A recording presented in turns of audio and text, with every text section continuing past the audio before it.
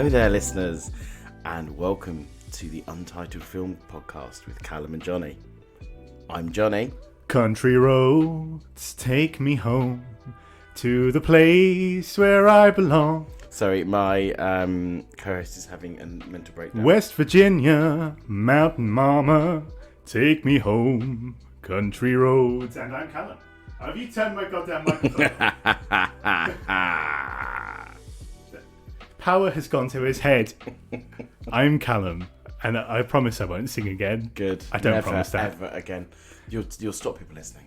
Well, there is a reason why I sung that, and we'll get into that a bit later. Things will become clear. So once again, listeners, what is the name of our podcast?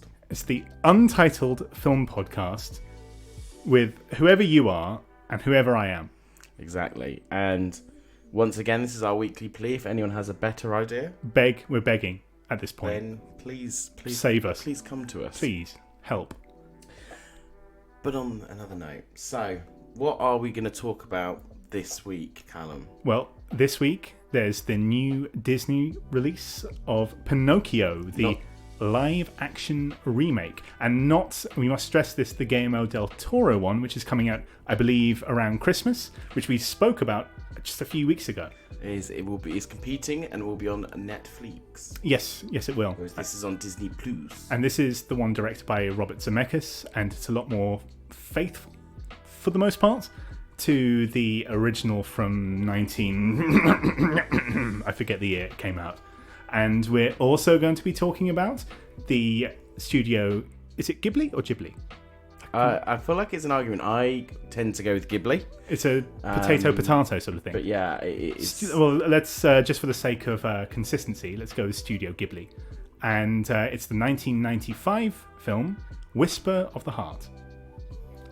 I'm glad you remember the name, because I didn't. But I've wanted to call it The Cat Returns and Castles in the Sky, and because there's a bunch around that era that I'm not I think super familiar with. This one's actually linked with The Cat Returns, but we'll talk about that more when we talk about the when we get film. into it But, in earnest. Yeah, absolutely. But what it is most famous for is for anyone like myself who listens to chill hop music to study / relax to or similar. It is what originally that was from, and then someone sued them for using the clip. It's so that then they had to avatar redraw it. of the young girl, anime girl, studying with a cat and with her headphones on. It comes from this film. It's every chill hop thingy that you've ever seen writ large, and there's so many scenes of her sitting at her desk reading and with a pencil in her mouth and jotting down notes. Yeah, it's wonderful. So that's that one. And then that's our films this week. So and what exactly links them? Well, what does link them? I typed into Google, so we decided we wanted the new Pinocchio. That's nearly as annoying as when Japanese... Joseph Gordon-Levitt says Pinocchio. Wow, yeah, and also it's a Japanese candy, Pokey sticks. Pocky. Pocky, yes. Something. Whatever. Anyway, but anyway, so I typed into Google. I also fancied watching a Studio Ghibli film. This is a real insight into how our movies are chosen. It's a real tight ship we run here. Yeah, but I typed in Studio Ghibli film with lying, and it was the first thing that came up. Although I actually think there's not much lying in it, but we'll come to that. I suspect that somewhere within the article, the word lying appeared unrelated, or maybe even something like the genius of this film lies in etc etc. But luckily it actually works so well, so a lot of thematic linking. Mega lucked out on this one. I think and we'll never be so sloppy again. I don't think it was sloppy. I think it came from the obvious thing, as last week the obvious thing was to go for Top Gun, the original. Yes. The obvious one was to go for the old Pinocchio, and we both decided. It's not Pokio. I said Pinocchio. Did you? Yeah. I sounded like Pokio. Wow. Pokemon. Oh, you need your hearing checked if you think that sounds Irish. I'm leaving. Oh my god. He hit the microphone with his headphones as he threw them off. You know this is unlistenable. It's perfection. Perfection. If anyone doesn't know that reference, that is what's his name? don't know. I'm not sure what you're referencing. I set you up then for having a genius moment. It's Russell Crowe when he played Robin Hood and was being interviewed by... Oh, is that... It wasn't James the Boy King, was it? No, it wasn't. It's... Nigel Lawson? Yes, I think I want to say Nigel Lawson. It's the one balding chap Nigel with glasses. Lawson, yeah. Yes. And he asked him where his accent came from. And he went, "You want to go for your hearing check, love?" He didn't say love. He did. And he got very, very tetchy about it. He did get very touchy and then walked out of the interview. So that was my reenactment. But anyway. How embarrassing. Yeah. For the listeners, for Nigel Lawson, for me.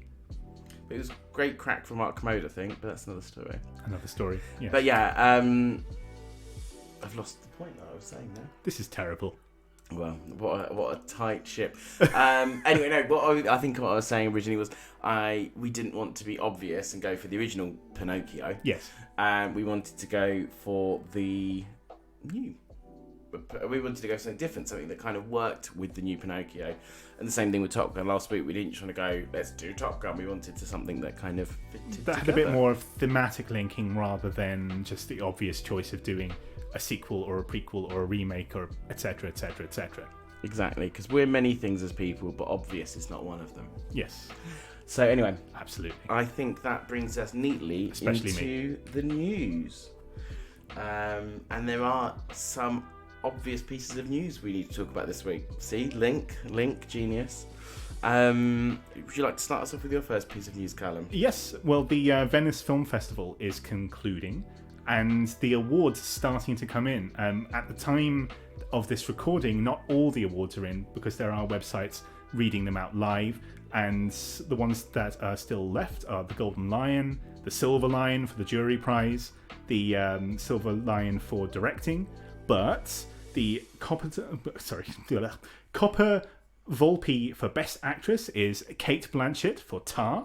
The Copper Volpe for Best Actor is Colin Farrell for The Banshees of Inisherin, which looks very funny, and it's the new film by Martin McDonagh. They're back together from Seven Psychopaths and In Bruges, and it also stars Brendan Gleeson. Called In Fucking Bruges? In Fucking Bruges, yes. And Martin McDonagh has also won the Best Screenplay Award. And there's also an award for Best New Talent for Taylor Russell for Bones and All.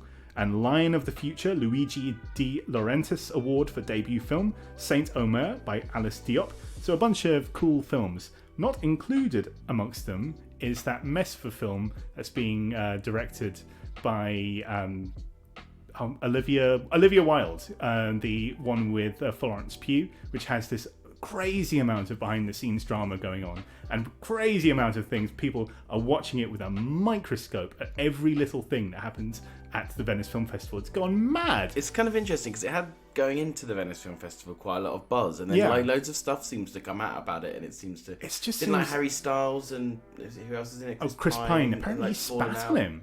But I don't think he did. I looked at that footage. It just looks like he's leaning over a bit weird. But it's mad. I've never seen something like this since like Cleopatra in the 50s with Richard Burton and I forget the name of his missus at the time, but they're very high power couple fighting all the time. But this is Liz Taylor. Liz Taylor, yes. This is not something we've seen since the golden age of Hollywood. In a way, it's kind of inspiring. It's kind of fun to see something go so crazy. Well, probably not for Olivia Wilde, but that's another story. No, let's hope that the film works out. Maybe when it's out in general release, because what tends to happen at all these festivals is people go bonkers. They lose their bloody minds. As well. Cannes is famous for it. People they don't make sense anymore. It just goes mad. Everything goes a bit mad. And then the film comes out and it's fine. Or if it's not a masterpiece or something, it ends up just being okay. And nothing will be said about it. People will say, that film was all right. That tends to happen. But so what is your first piece of news? Well, piece of news number one is there is now a teaser trailer, and a kind of release date for Glass Onion, which is the sequel to Knives Out. I saw that. That looked very fun. Absolutely stellar cast, including Dave Bautista, Obviously, Daniel Craig reprises his role. And yeah, just loads. You got Ed Norton in there, and he seems to be in everything at the minute. He does seem to be kind of being cast in a fun way. He used to be. He used to have this reputation for being hard work, so he kind of He stopped being cast in things for a while, but now people seem to like him again. But it seems to be set on a boat, either murder mystery or a puzzle-solving party, and of course, it's going to Netflix in some mammothly expensive deal. Which is interesting because I think the first one went pretty much. I think it was in cinemas for a short time and then went fairly quickly onto Amazon. So they must have wiped that out from under them. They snatched that away. But yeah, no, I very much am excited for this because I love the first one. Although, Dharma's not being it's slightly upsetting, but yes, that's a shame. But she's got a lot of stuff coming. I mean, talking of the Venice Film Festival, she has Blonde by Andrew Dominik, which I am so excited for, and it's also going to be on Netflix. Yes, big. It's got a big 16-minute standing ovation. Yeah, that's an exciting one. And there's a couple of other. There was something else, and I can't think what it is now, that I was looking forward to that got a premiere at the Venice Film Festival. Yeah, and I was quite excited. Was that The Whale with Brendan Fraser? Yes, it was, and he got a. Although the film itself has had somewhat mixed reviews. Somewhat mixed, lukewarm. People absolutely have been loving him and gave him a standing ovation. Same. So yeah, that's some quite exciting news coming out there. And what about your second piece of news, Callum? The second bit of news is actually television news, but it's something that made me kind of happy, made me smile. It's that Stephen Fry is joining the cast of The Morning Show for season 3. Oh, interesting. That is it's a good piece of news. And he seems to be having kind of a comeback to acting because for the longest time, if there are any Americans or whoever listening to the show, I'm not sure if there are. Actually, my friend from Canada is listening, so there's one. He was doing panel shows for the longest time, and he kind of seemed to not retired but semi-retired. He wouldn't show up that often, and now he seems to be back in full force. He was recently in The Dropouts last year, and he was very good in that. He had a recurring role in that, very, very fantastic role. He was very good in that, very moving performance, and now he seems to be in The Morning Show too. And both are big American productions, so someone over there clearly likes him, or maybe he just felt like, you know what, I really want to get back into acting and do some high drama on American television because they seem to like him, they seem to want him. He's always been someone who seems to have had a bit of an affinity with America because he did that 50 state show where he drove around every state in America in a black cab. I remember that. Maybe he's decided he wants to move out there for a few years. He was that's how he pays the bills. And an American pilot in 2013 for Super Clyde. I remember that was with Greg Garcia. Talking about the last week we mentioned Greg Garcia. But wasn't that with Rupert Grint as well? Yes, it was. Yeah, I remember that. Yeah, I remember being quite excited and then that happening. Unfortunately, it didn't happen. But he seems to like American television quite a lot. Yeah, probably pays somewhat better as well. But yeah, excellent. And your second piece of news? My second piece of news is there is now also a trailer for The Little Mermaid. Ooh. I don't know if ooh's what I would use to describe it. So it's another one of these Disney high-budget live-action remakes. From the trailer, it didn't seem that it lent itself that well to being a live-action remake. I think there's like a graph, and I think with these remakes, if the original wasn't perfect or wasn't great, then there's an argument to be saying, okay, let's see about remaking room for improvement. Jungle Book's a good example. For all some people obviously love the Jungle Book, the original one, but actually I don't think it holds together that well, and I think the new one probably fixed some of the issues with it. I'm not saying I think it's better. I don't necessarily think it's better, but I think it was a fine stab. And then there's other ones that you look at and you think, it's underwater for most of it, and most of the other things in it are not human. You just think to yourself, why? Yeah. Except for the money, which is the real reason. That's the obvious reason. And from the trailer, it just CGI. Oh, top half of one person. So, funnily enough, I nearly went for this. This was almost going to be what I did, so I'm glad I didn't. Yeah, it's quite interesting. It was, this was my... I keep wanting to call the lead actress because her name is Halle Bailey, and I keep want to say either Hailey Bailey or Halle Berry. Yeah, I thought because they were actually filming quite local to us some test scenes down in McCulver. They did, yes, around COVID time, the event, and I remember it being in the paper and someone saying to me, "Oh, Halle Berry's been down in McCulver filming a new episode of, or a new tip-top movie film, and we're like, no, it's not Halle Berry. It's not Halle Berry, but there you go. The one plus I think this trailer has is that she can actually sing, which is something you can't accuse Emma Watson or some of the others of. Tom Hanks. Yeah. But we'll come to that. Hint. And actually, I think that leads us quite neatly into our first movie, because we are talking about a Disney remake, a one that mixes CGI and live action. And Johnny, do you want to give us the honours for introducing Pinocchio? I will. So everyone knows the 19 classic version of Pinocchio. Great researchers on the show, and they've remade it. Funnily enough, it has fantastic plot synopsis. Majority starts off old man Geppetto in his workshop with his cat and his fish, working away on a little boy puppet. Jiminy Cricket bounces through the door. He's a cricket, if you didn't get it from the name. And he's a bit of a vagabond. He's also narrating the story, but then that only seems to happen for the first 10 seconds of it, and the last 10 seconds they of the film. do seem to lose interest. Yeah, which doesn't happen in the original, but anyway. Then Geppetto, so there's something gone on in Geppetto's life. He's lost his wife and kid, is what we seem to surmise from it, from the fact he has a picture of a kid he keeps talking about, and mentions the event or something at some point in it. Sad, wishes that the puppet was a real boy, wishes upon a star, and his dreams come true. See, I don't have the power to unplug his microphone, but if I did, I would. But not because I dislike this, purely out of spite at this point. But that's pretty well summed up. And what did you think of the film? Well, deep inhale. I wasn't a fan. Where should we start? So, the thing that... Obviously, when you've got a film like this, you're going to compare it to the original. I haven't watched the original for a good 10 years, I would admit.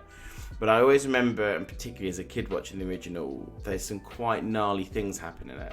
And again, I don't want to go... This is film number 1, so we're not going to go into too much plot detail.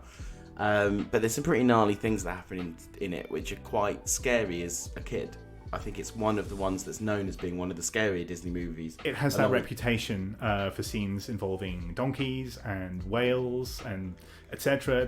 Children snatching. They live in memory as being the ones that sent children behind the sofa. It's like this one and Bambi and stuff. Like, there's a couple out there that people really remember as like, whoa.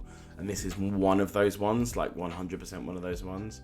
And I don't think that any of those moments really had the impact that they were supposed to have. It all felt very wet, and because all the CGI is very...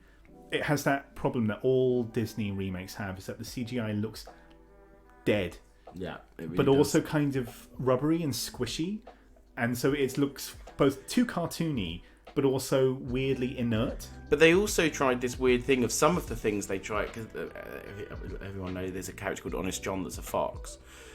That they've tried to go down the kind of Lion King route of being almost quite photorealistic about the fur moves fox. realistically and things like that. But then you look at Pinocchio and he doesn't look that photorealistic. And some of the stuff where they're linking the live action people in with the animation is horrendous. Oh, it's some of the bits around Geppetto's character, there's a bit where he's in water. It looks like he's just like floating. And Tom Hanks is a great actor, and I don't know what happened in this film, because he is not acting great in this film. It's very poor. It's like really hammy. He has to sing and he can't sing. He just can't. Maybe he has done in the past. I can't think of anything off the top of my head, but in this he cannot sing. He is the most cartoonish thing about it, and he's one of the only things that's real.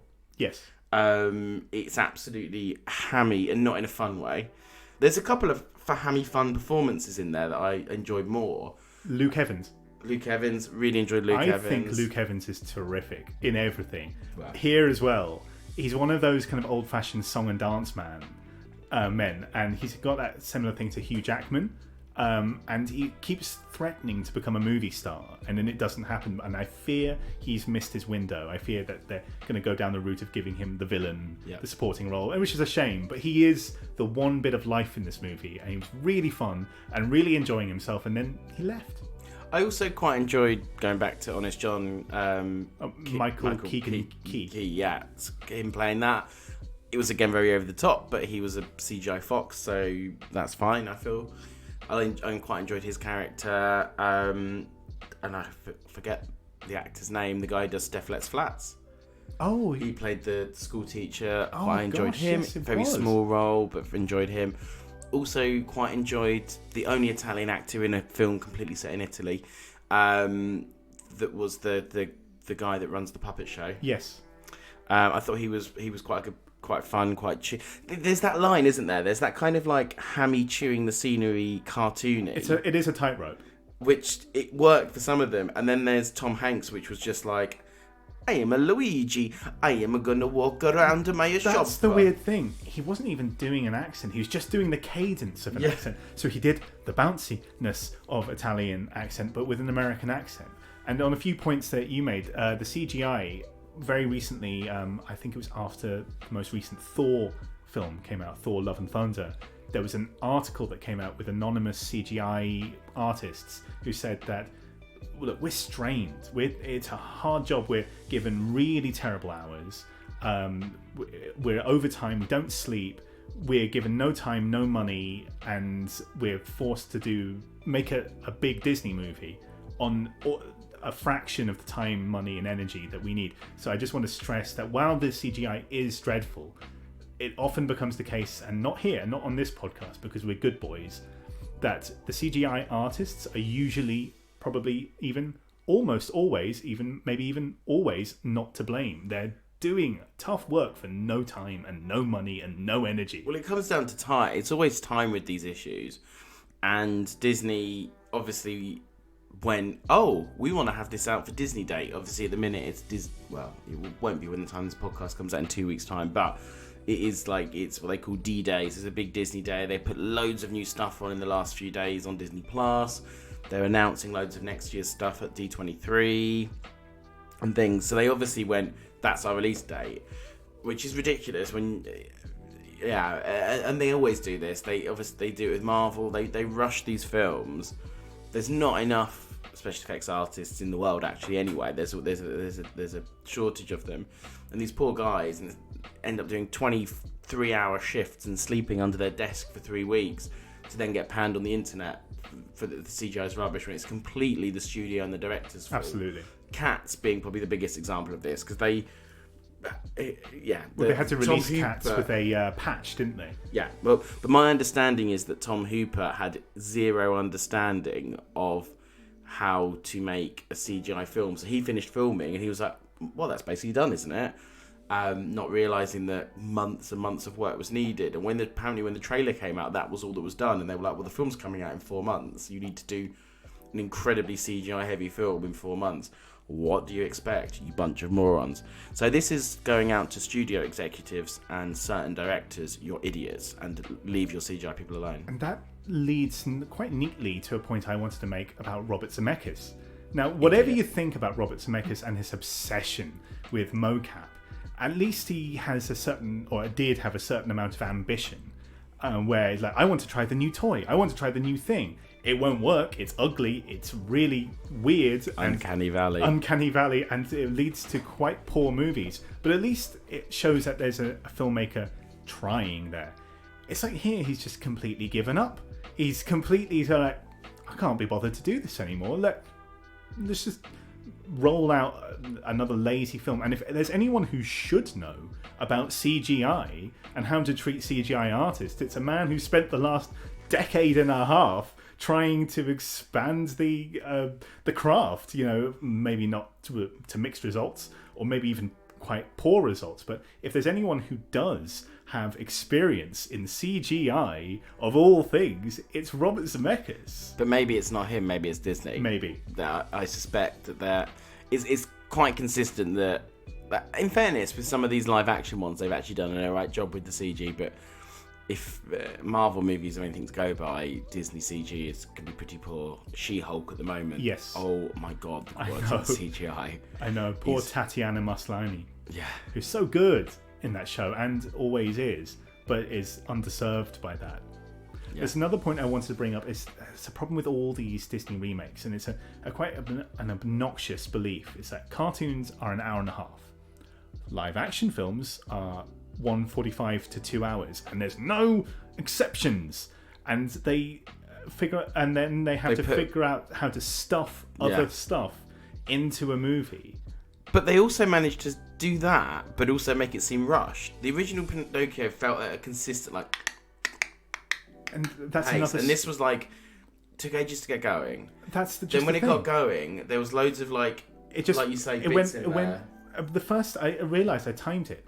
They don't get out of Geppetto's house after, so they set it up. It's a good half hour. A good half an hour. Yeah, it's and then ridiculous. Everything happens. It just runs. It's.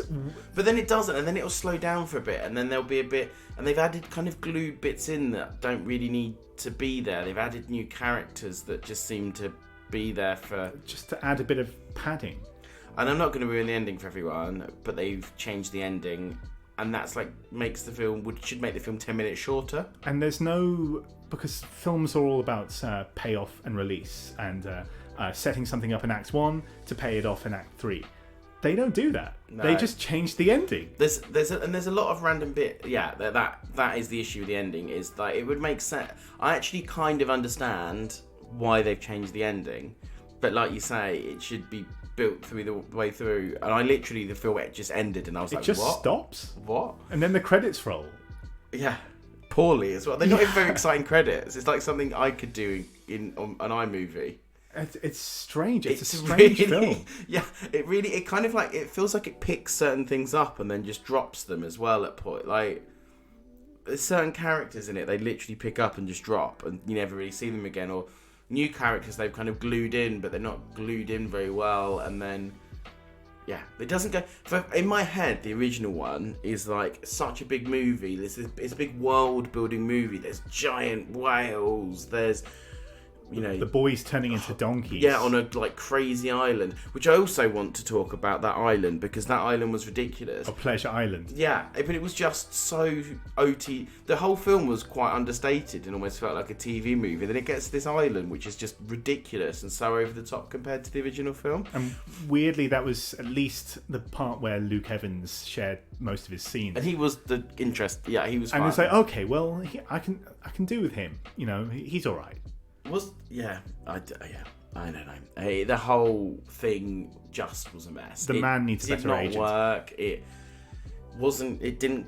The pace. It was tonally all over the place, pacingly all over the place. It missed all the magic from the original, and had a stupid ending. Actually, the ending's not stupid, but it was stupid because it wasn't signposted and built into the movie. It felt like someone in a production meeting. It almost felt like they were "Oh, we're 3 weeks behind schedule. We could just cut the ending off." It's also just incredibly boring as well. I mean, like you said, there's no magic, there's no joy there, there's nothing there. It's dead. It feels like a dead product. If we hadn't been doing this podcast, I probably wouldn't have watched it past about an hour. Same, probably. Same. I would have given up at some point. Yeah, It really. There's some bones in there of a good film. There's a few good, fun, kind of secondary and tertiary performances in there. It's the original one's not a masterpiece, but it has some really dark moments, and that's what it's kind of remembered for. And it really dropped the ball on those, and it added a load of stuff in that made it quite boring, and it had some pretty terrible lead performances. Oh, we haven't even talked about Joseph Gordon-Levitt as Jimmy Cricket. Yes. What did you think? Not good. No. They seemed like what was he doing? They seemed like he tweaked his voice in post so much. Why bother getting Joseph Gordon-Levitt at that point? I can't remember the actor that plays him or the character's name, but you've watched Archer, right? Yes. It reminded me of the guy that ends up in a wheelchair for a couple of the seasons. Oh, yes. No, I do with remember. With the handlebar moustache. Him. Yes. It reminds me, I was it's kind of like almost a bit of a slightly Camp Georgian sounding person he's going on. It was in strange. Italy. But I know the original one was a little bit like that, and I think it's an imitation. It's an imitation, but it's just. But what, like you say, why don't you just get an animated person at that to do the point? voice? I mean, if you're gonna if you're gonna add so many layers of post production and him doing Pinocchio, you're gonna be a real boy. You know, at that point, why spend the money on Joseph Gordon-Levitt? I honestly had to check on IMDb who was doing his voice. I thought it was two different other people before. I thought. Who did you think? I thought it might be the actor that did him. I can't remember what the actor's name is. And then I thought it could be Sean Hayes. Oh, it could have been. Yeah. I can see that. I can see that linking. That was. I listened to Smart List podcast, which you guys should too, but not before you've listened to this one. Don't promote other podcasts on our podcast. Having listened to Sean Hayes quite a lot, it kind of made me think of him. So yeah, I literally, and then I still wouldn't have guessed it was Joseph Gordon-Levitt, and I really had to strain hard, and it just sounded like, at least do something different. At least do something different. Yes. Like our podcast where we pick a different film that maybe doesn't make sense with the other film, but it's fun. Terrible link. Well, I wasn't even trying to link it, but yeah. I mean, the other thing that I wanted to say was I watched the Guillermo del Toro trailer after. I was like, that's wonderful. I love that trailer. It looks fun. I actually don't think it's my. I love stop motion, which you guys won't know, but I love stop motion. And it's probably not my. I like Henry Selick style more. Is it Selick? I thought it was Selick. Oh, maybe it's Selick. Anyway, whoever. Potato, tomato. Oh my god. It's been a long week, guys. Yeah. And I liked his a lot. But I like Henry Selick's stuff style-wise more. But I still really think the Guillermo one looks great. Mm-hmm. Just some of the little things they talk about, things that this just glosses over. Like it's meant to be quite an emotionally impactful thing. And again, the original wasn't amazing at it, but when you know the original story of Pinocchio, and you know what Guillermo's, everyone knows what Guillermo's like. He'll hone in on those things and will make those things make sense. And they've let Ewan McGregor do Ewan McGregor's voice of Jiminy Cricket, which is enjoyable instead of some stupid accents. And it just looks like a really cool mystical world and a different take. Yes. Where this is trying to be the same thing, the same story, redone as live animation, but with loads of random crap added in that's not needed. Well, I think Guillermo's, just judging from the trailer, has a lot of magic there, and a lot of. It reminds me of Amblin films, Steven Spielberg, early Spielberg, like E.T. It has that sort of, wistfulness, and it makes your heart soar in certain points, like where it says, "This is a story about imperfect fathers and imperfect sons." I think that is a good hook. That's it. I'm bought. I'm bought and sold. Yeah, exactly. I think, and I didn't like it. If you haven't guessed, I did not like it. No, it was a mess. If I was to sum it up, it's a mess. It was boring. It was missing all the magic from the original, and bar a couple of people, most of the acting was terrible. I'd agree with all of that. And the CGI was bad. I'd agree with all of that. Should we key up the second film? I think so, but first, we've got a very special message. Exterminate. Exterminate. I am a Dalek. Listen to Johnny and Callum's double feature movie podcast, or I will exterminate you. Also, I can fly upstairs now, apparently. And thank you for that special message. Yes, thank you very much, whoever we decide it's going to be. I'm just going to leave in the bit of us talking about a little peek behind the curtain there. Anywho. Yes, so film number dos. Yes. Callum, take us away. Tell us a story. Well, this is the 1995 Studio Ghibli film, Whisper of the Heart. And in true Ghibli fashion, it's a film about children and the ways in which they grow up. It's about this young girl. She's about 14 or 15 years old, and she keeps getting these books out of the library. And she notices that there's a name of a boy in there, and it keeps showing up in every book that she gets out. It's a same boy all the time. So she goes on a little investigation to try and figure out who this person is. And it leads her to this, and this is where the link with Pinocchio came in quite handy, and it was quite accidental, to an antique shop. And in the antique shop, there is a wooden doll of a cat. And there she meets the kindly elderly man who runs the antique shop.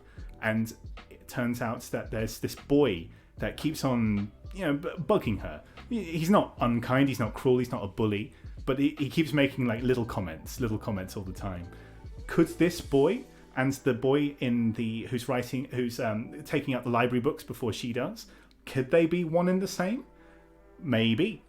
Could this boy perhaps be the key to her heart, for which she writes a story when she learns that he has a dream? He's going to go off and create violins, and he's going to go off to Italy. Another link there.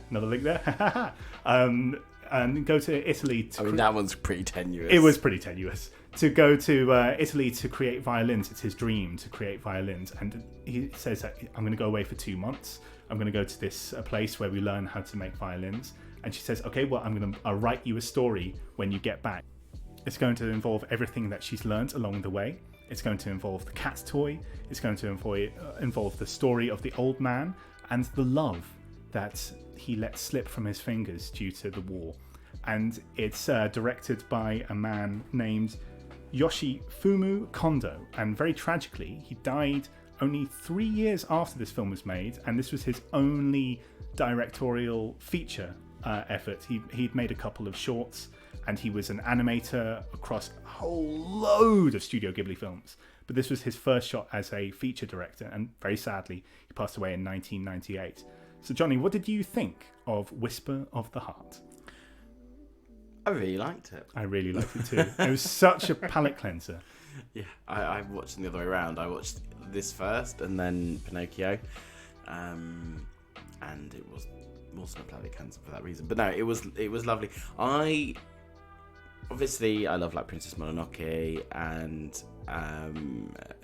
Spirited Away and a lot of the bigger fantasy Studio Ghibli films, but actually I really love the kind of the lower stakes, more realistic ones as well. Like I absolutely love Only Yesterday. Me too. Which is it was Miyazaki's first, wasn't it? It was a Miyazaki. Actually, I don't think it was Miyazaki, but it was among the first Ghibli films. Very early Ghibli anyway.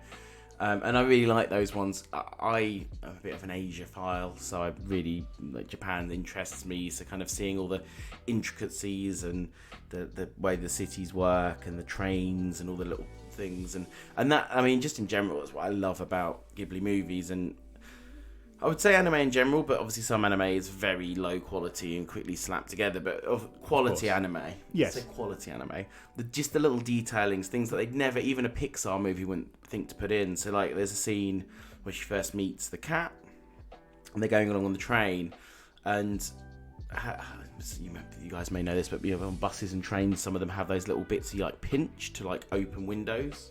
Little metal latches, and then you could just see these little metal latches in the background on each window and stuff. And I just or the imagine way that the handrails kind wobble of jiggle perfectly, and just the little signs, the real life like street signs and things like that. And yeah, I really, and there were also some beautiful little details. Anyway, there's a clock that the old man in the shop's been restoring, and it's made by Porco Rosso, which is obviously one of the Studio Ghibli films. Just little, it's quite Pixar before Pixar. These little cute little harkbacks and details and stuff.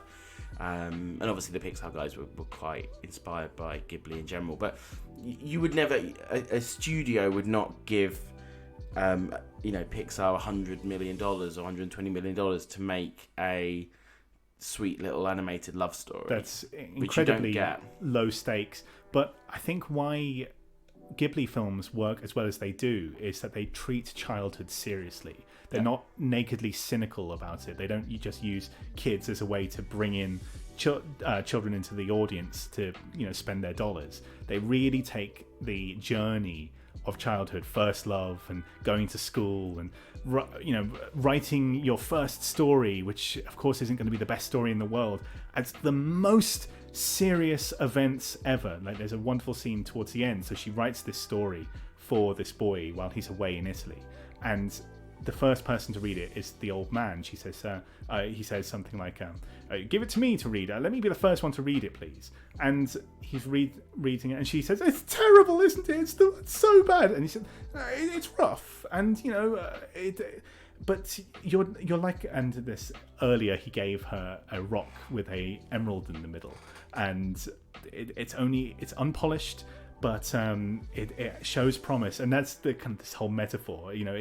You're blossoming, you're blooming, and it treats that very seriously. It treats that childhood journey of falling in love for the first time and writing a story for the first time as the most serious things to ever happen, ever. And that's a trick of Studio Ghibli, and it's something they've always cared a lot about. Yeah, I agree, and I think from that point of view, it really works. And yeah, I think there's no cynicism in this film. It's just a nice tale about childhood, and you don't get that very often. It's got to be about supervillains with big yellow things that make stupid noises, or it's got to be about a talking rat, or it's got to be all these things. Whereas this is just a kind of sweet little story, a little bit of serendipity in there as well with the names and things, which is always quite nice. And it's just beautiful. The soundtrack's amazing. There's a great through line with a great song in there. Yes, and teeing flanked you up, at the start is Country Roads, Take Me Home, Don't Turn Off My Microphone, West Virginia. And so throughout the film, as she likes to sing, Concrete Roads. Concrete Roads. There's this very funny, kind of quite wry criticism, as there are in a lot of Miyazaki films, or not Miyazaki and Ghibli films. And just to say that Miyazaki wrote the screenplay, the adaptation of this. Something that he cares about a lot is environmentalism. So they have this mocking version of Country Roads Take Me Home because it's so alien to them. They say, well, I've never really known about country roads that take me home. So I'm going to rewrite it. So the young girl, for her friend, she's rewriting the song for the assembly. Then they're going to sing it at some point. She writes Concrete Roads. And it's all about how West Tokyo. Yeah, they're just completely ripping it up, and you can imagine Miyazaki having a cheeky little smile at that. It flanks the film. It's the opening credits and the ending credits features a cover of Country Roads Take Me Home, and it's quite an important scene in the middle as well. Yes, in the middle, and there's a scene where the young boy with his violins that he's making, he's saying, "Oh, you know this song," because he keeps on making fun of her. He found the rewritten lyrics that she wrote, and he plays it on the fiddle.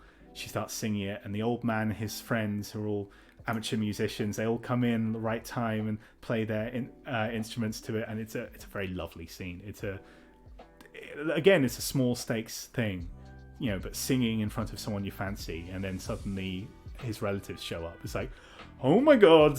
You can see she's very tense at that moment, but it's very funny. Which again, as always with with Ghibli films, fantastically animated in the way that it shows that, and the body language and things.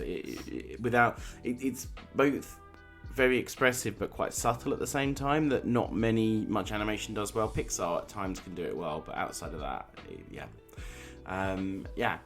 The other thing that with the whole Country Roads thing, something that I quite like to do these days with Ghibli films is when they're on Netflix, you actually can have the sub and the dub.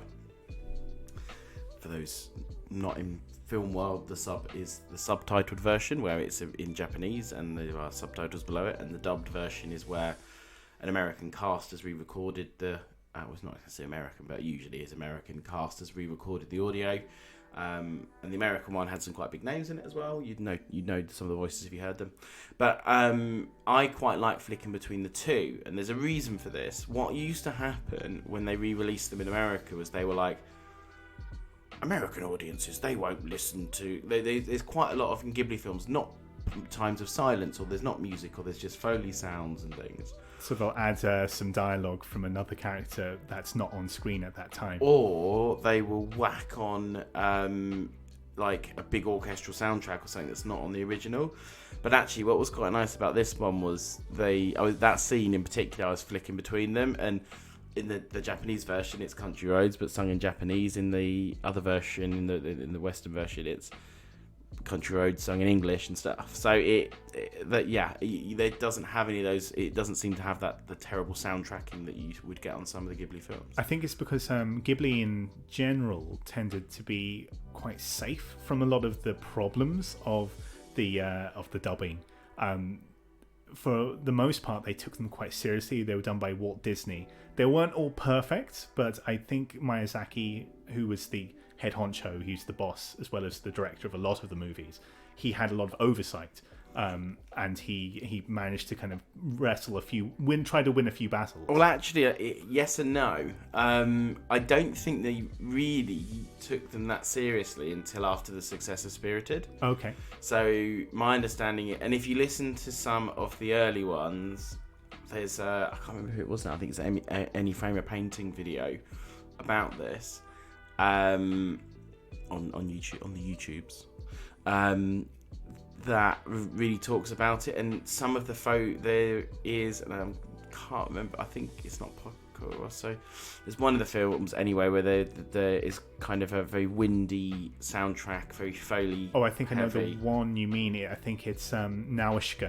Yes, Valley of the Winds, because that's one of my favourites. And if you listen to the dub version, they've got rid of all that great Foley work, and it is just a lot of orchestral music instead, and it ruins it. It just takes you out of the film. It's not miserable.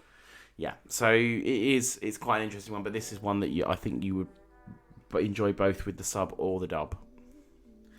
So yeah, I really enjoyed it. Great story, really held my attention, even though it's incredibly low stakes. Beautiful as all Miyazaki stuff, all Ghibli stuff is. Yeah. I did think that it was fun to see that. Have you seen the poster for the film in both the Japanese and the American posters? I haven't, I don't think, no. They used that. So she writes this story about this cat, and that story is the kind of only moment of fantasy when she's reading out the story, or when the story is being read out loud. The poster of the movie is that scene. So you'd be forgiven for thinking that this is a Studio Ghibli fantasy film. And I must say, I went into it thinking it was that. I kept thinking, about the first 20 minutes, she's going to go into the magical world now.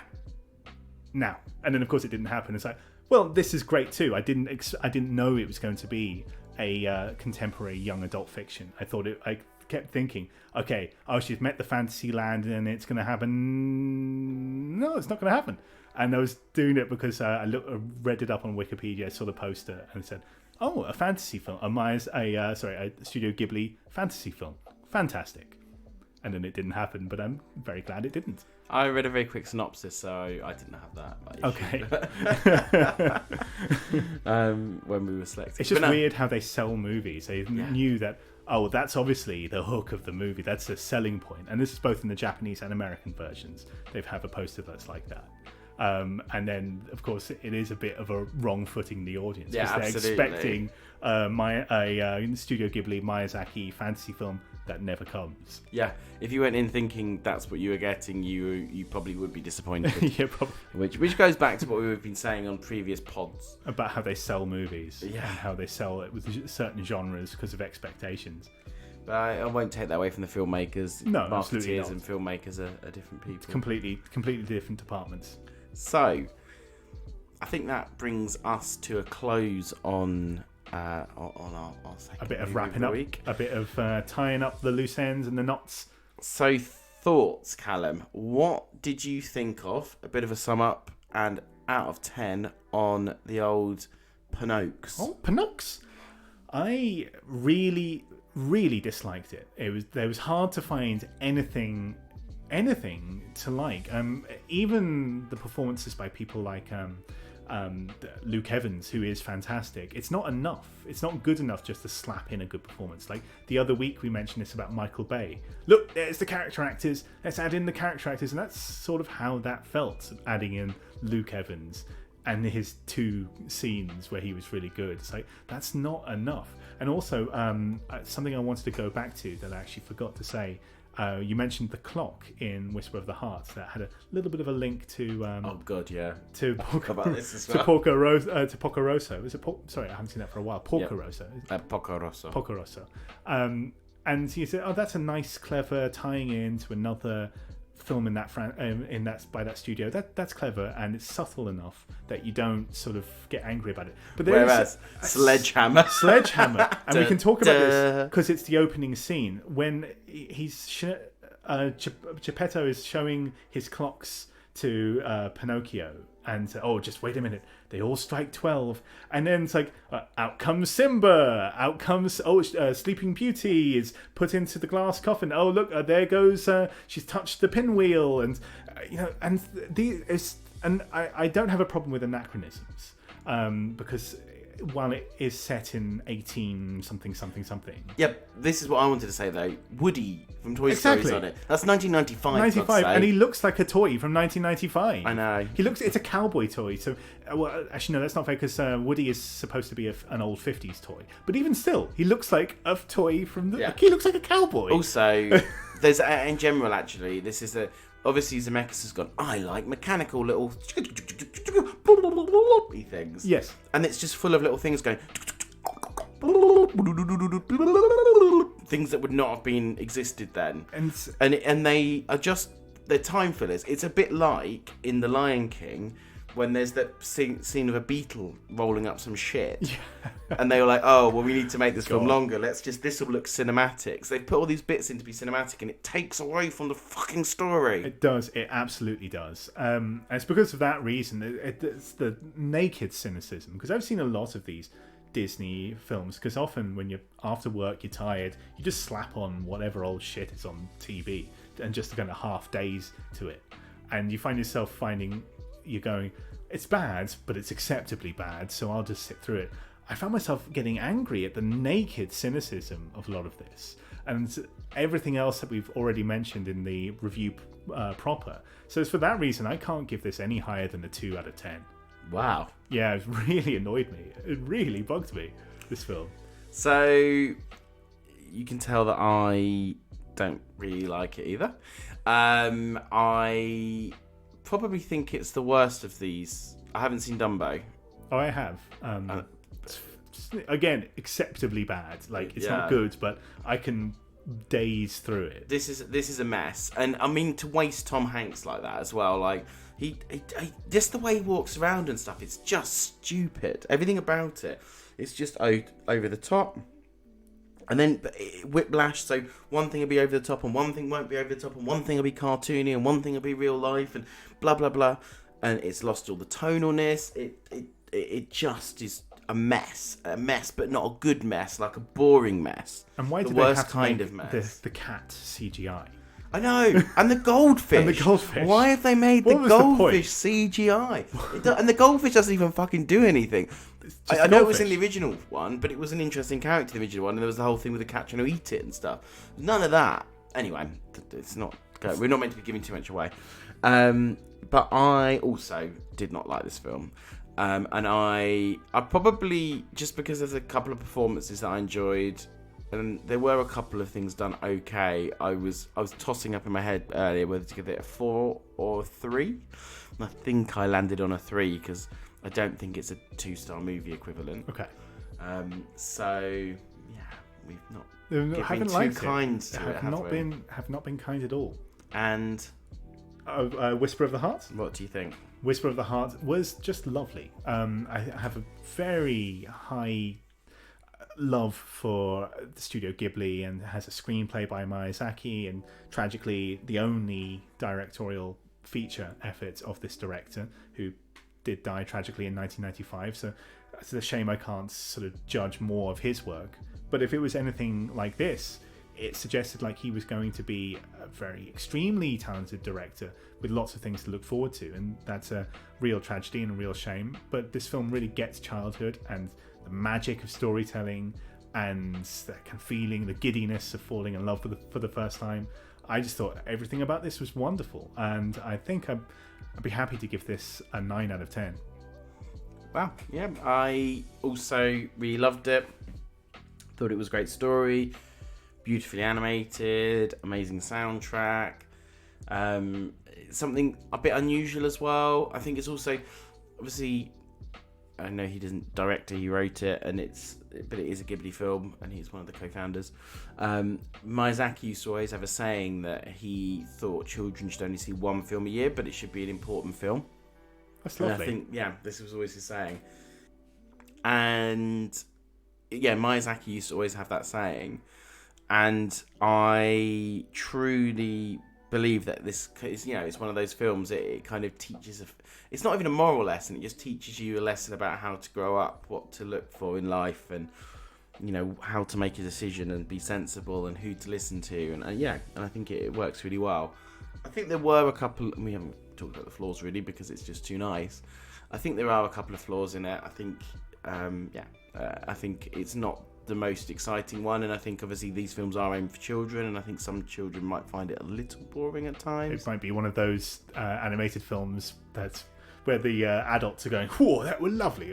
That were lovely," and the children are off playing the PlayStation or the Game Boy Advance or whatever it is they're playing.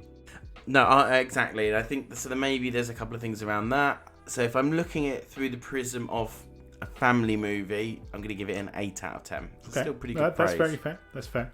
So that means that we have given the brand new $100+ million, I think 150 million I read somewhere, but these Disney reports Plus are often exclusive movie a 2.5 out of 10. Which wonderful. Is basically a 1 out of 10, a 1 out of 5. Yeah, it is.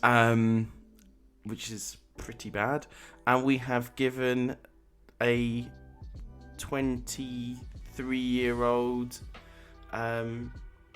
Japanese animated movie, probably made for like $10 million. I think it's 27.